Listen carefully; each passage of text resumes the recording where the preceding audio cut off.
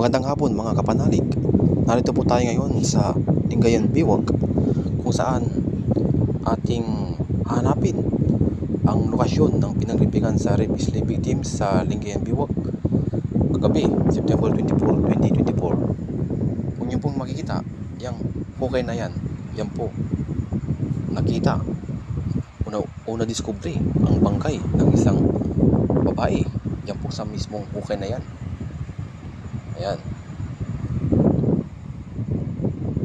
Para alam natin kung saan ito makikita, kung sakaling tayo mapadpad dito sa Lingayen Biwag, para di tayo papambano mga kapanalig.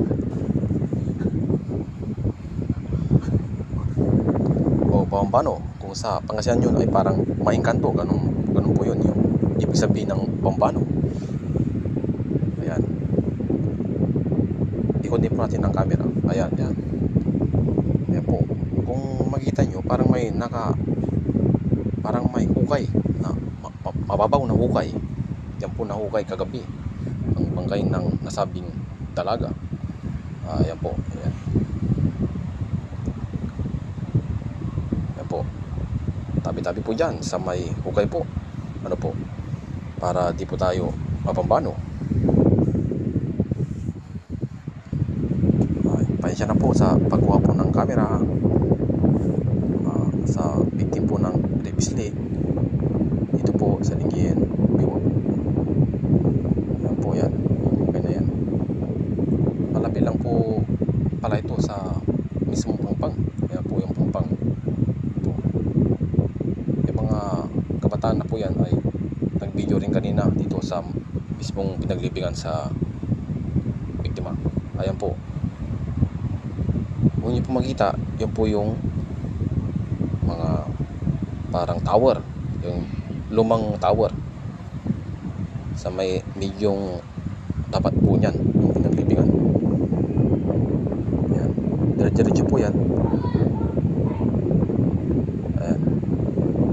Bali, mga kapanalig, pauwi na tayo kasi gumagabi na. Ayan. Yun po yung hukay.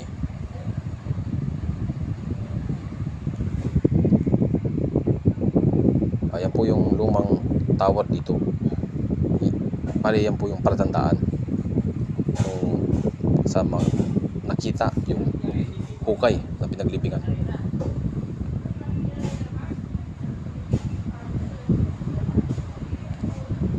Tapos yung nakita doon ay yun yung tsunami alert, ganoon.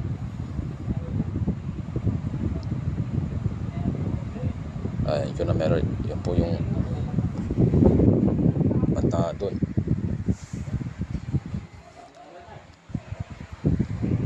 Ayan yung tsunami warning. Ayan. Sa bandang kaliwa po.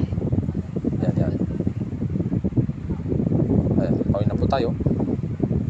Naglalakad po tayo kaya medyo hindi naka-stabilize yung ating video. Ayan. Ayan po yung ating motorsiklo.